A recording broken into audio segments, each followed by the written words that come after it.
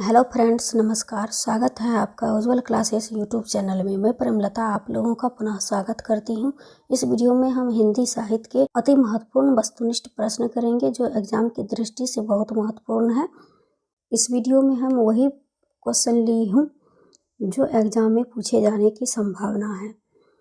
आप इस वीडियो को पूरा देखिएगा क्योंकि हो सकता है कि इसमें से कोई भी प्रश्न एग्जाम में आपको देखने को मिल सकता है। तो चलिए बिना समय बर्बाद करते हुए शुरू करते हैं। प्रश्न संख्या 1, सूची 1 से सूची 2 को सम्मिलित कीजिए। ऑप्शंस हैं शरत चंद्र, गेहूं और गुलाब, शिवरानी देवी, नीरव का निर्माण फिर, रामवृक्ष बेनीपुरी, प्रेमचंद्र घर में, हरिवंश राय बच्चन, आवारा मसीहा। नीचे दिए गए विकल्पों में से सही विकल्प का चयन कीजिए। शरद चंद्र, आवारा मसीहा, शिवरानी देवी, प्रेमचंद्र घर में लिखा है, रामवृक्ष बेनीपुरी, गेहूं और गुलाब, हरिवंश राय बच्चन, नीरव का निर्माण फिर। इसका आंसर हो जाएगा ऑप्शन सी। बढ़ते हैं अगले प्रश्न की ओर। प्रश्न संख्या 2, राजभाषा आयोग का गठन किसके द्वारा किया गया? ऑप्शन है प्रधानमंत्री, राष्ट्रपति, शिक्षा मंत्री, उपयुक्त में से एक से अधिक, उपयुक्त में से कोई नहीं। तो राजभाषा आयोग का गठन राष्ट्रपति द्वारा किया गया, तो ऑप्शन बी इसका सही आंसर हो जाएगा। बढ़ते हैं अगले प्रश्न की ओर। प्रश्न संख्या 3, प्रिय प्रवास का रचना काल क्या है? ऑप्शन है 1920 ईस्वी, 1918 ईस्वी, 1914 ईस्वी, उपयुक्त में से एक से अधिक, उपयुक्त में से कोई नहीं। तो सही आंसर हो जाएगा ऑप्शन सी, 1914 ईस्वी में प्रिय प्रवास का रचना किया गया था। तो ऑप्शन सी इसका सही आंसर है। बढ़ते हैं अगले प्रश्न की ओर। इनमें से कौन सा राजभाषा अधिनियम 1976 के अनुसार ख श्रेणी राज्य का है? ऑप्शन है गुजरात, हिमाचल प्रदेश, तमिलनाडु, उपयुक्त में से एक से अधिक, उपयुक्त में से कोई नहीं। तो इसका सही आंसर हो जाएगा ख श्रेणी के अंतर्गत गुजरात राज्य आते हैं। ये इसका सही आंसर है। बढ़ते हैं अगले प्रश्न की ओर। प्रश्न संख्या 5, परमाल रासों को लोक में किस नाम से जाना जाता है? ऑप्शंस हैं ढोला, आल्हा, वीरकाव्य, उपयुक्त में से एक से अधिक, उपयुक्त में से कोई नहीं। तो परमाल रासों को लोक में जाना जाता है आल्हा के नाम से। तो ऑप्शन बी इसका सही आंसर है, आल्हा। बढ़ते हैं अगले प्रश्न की ओर। प्रश्न संख्या 6, नाथ संप्रदाय का प्रभाव हिंदी के किस कवि पर सर्वाधिक पड़ा? ऑप्शन है कबीर, नानक, विद्यापति, उपयुक्त में से एक से अधिक, उपयुक्त में से कोई नहीं। तो नाथ संप्रदाय का प्रभाव जो है हिंदी कवि कबीर पर सर्वाधिक पड़ा है। ऑप्शन ए इसका सही आंसर है, कबीर। बढ़ते हैं अगले प्रश्न की ओर। इस वीडियो में जो भी प्रश्न हम समाहित किए हैं वो एग्जाम की दृष्टि से बहुत महत्वपूर्ण है, इसलिए इस वीडियो को पूरा देखिए। प्रश्न संख्या 7, अपभ्रंश और राजस्थानी भाषा के योग से बनी काव्य भाषा को क्या नाम दिया गया है? ऑप्शन है डिंगल, पिंगल, संधा भाषा, उपयुक्त में से एक से अधिक, उपयुक्त में से कोई नहीं। अपभ्रंश और राजस्थानी भाषा के योग से बनी काव्य भाषा को डिंगल भाषा नाम दिया गया है। तो ऑप्शन ए इसका सही आंसर है, डिंगल। बढ़ते हैं अगले प्रश्न की ओर।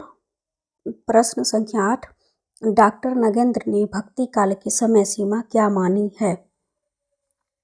ऑप्शन है 1350 ईस्वी से 1650 ईस्वी, 1375 ईस्वी से 1700 ईस्वी, 1400 ईस्वी से 1700 ईस्वी, उपयुक्त में से एक से अधिक, उपयुक्त में से कोई नहीं। डॉक्टर नगेंद्र ने भक्ति काल के समय सीमा मानी है 1350 ईस्वी से 1650 ईस्वी तक। तो ऑप्शन ए इसका सही आंसर है। बढ़ते हैं अगले प्रश्न की ओर। प्रश्न संख्या 9, भक्ति भावना का मूल स्रोत भारत के किस भाग में माना जाता है? ऑप्शन से उत्तर भारत, दक्षिण भारत, महाराष्ट्र, उपयुक्त में से एक से अधिक, उपयुक्त में से कोई नहीं। तो भक्ति भावना का मूल स्रोत भारत के दक्षिण भारत के भाग में माना जाता है। तो ऑप्शन बी इसका सही आंसर है, दक्षिण भारत। बढ़ते हैं अगले प्रश्न की ओर।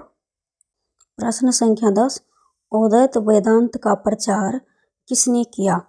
शंकराचार्य, महावीर स्वामी, वल्लभाचार्य, उपयुक्त में से एक से अधिक, उपयुक्त में से कोई नहीं। इसका सही आंसर हो जाएगा ऑप्शन ए, शंकराचार्य। बढ़ते हैं अगले प्रश्न की ओर। प्रश्न संख्या 11, मूल गोसाई चरित के रचयिता कौन है? ऑप्शन से नाभादास, नंददास, बेनी माधवदास, उपयुक्त में से एक से अधिक, उपयुक्त में से कोई नहीं। तो मूल गोसाई चरित के रचयिता है बेनी माधव दास। ये आंसर हो जाएगा ऑप्शन सी। बढ़ते हैं अगले प्रश्न की ओर। प्रश्न संख्या 12, नारी तुम केवल श्रद्धा हो पंक्ति किस छायावादी कवि की है? ऑप्शन से पंत, प्रसाद, निराला, उपयुक्त में से एक से अधिक, उपयुक्त में से कोई नहीं। नारी तुम केवल श्रद्धा हो पंक्ति की रचयिता है जयशंकर प्रसाद। ऑप्शन बी इसका सही आंसर है। बढ़ते हैं अगले प्रश्न की ओर। प्रश्न संख्या 13, द्विवेदी युग काव्य का एक अन्य नाम क्या है? ऑप्शन से नवजागरण, सुधार काल, स्वच्छंदतावाद, राष्ट्रीयतावादी, उपयुक्त में से एक से अधिक, उपयुक्त में से कोई नहीं। इसका सही आंसर हो जाएगा ऑप्शन ए, द्विवेदी युग काव्य को नवजागरण, सुधार काल के नाम से भी जाना जाता है। तो ऑप्शन ए इसका सही आंसर है। बढ़ते हैं अगले प्रश्न की ओर। प्रश्न संख्या 14, परमात्मा की छाया आत्मा में और आत्मा की छाया परमात्मा में पड़ने लगती है, यही छायावाद है। यह परिभाषा किस आलोचक की है? ऑप्शन से आचार्य रामचंद्र शुक्ल, हजारी प्रसाद द्विवेदी, जयशंकर प्रसाद, उपयुक्त में से एक से अधिक, उपयुक्त में से कोई नहीं। ये क्वेश्चन इम्पोर्टेंट है, ये क्वेश्चन आ सकता है। तो इसका सही आंसर हो जाएगा उपयुक्त में से कोई नहीं। यह परिभाषा जिसने दी है उसका नाम यहाँ पे नहीं दिया गया है, इसलिए इसका आंसर हो जाएगा उपयुक्त में से कोई नहीं। इस परिभाषा को देने वाले व्यक्ति हैं राम कुमार वर्मा।